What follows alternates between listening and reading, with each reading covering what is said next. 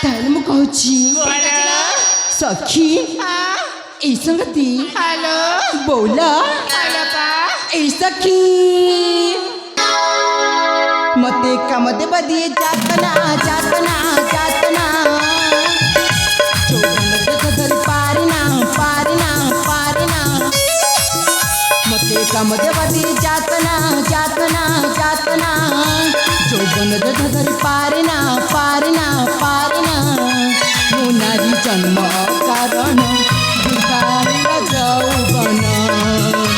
ମୋ ନାରୀ ଜନ୍ମ କାରଣ ବୃଥା ଯୌବନ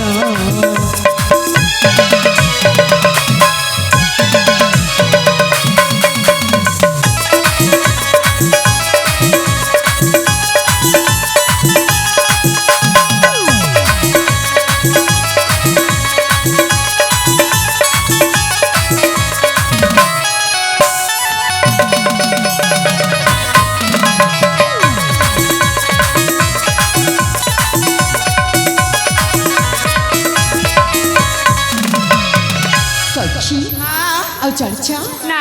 मेरा बिना मीना आह की कारण तुच्छ बिना साथे घर यौवन मेरा बिना मीना आह की कारण तुच्छ बिना साथे घर यौवन बिना मीना आह की कारण तुच्छ बिना साथे घर यौवन मोर कैसे बुझनी मना मना मना चाहेला मोर जौबाना बाना बाना मोर काहे बुझनी माना माना माना चाहेला मोर जौबाना बाना बाना मो नारी जन्म कारण वृथा जौबन मो नारी जन्म कारण वृथा जौबन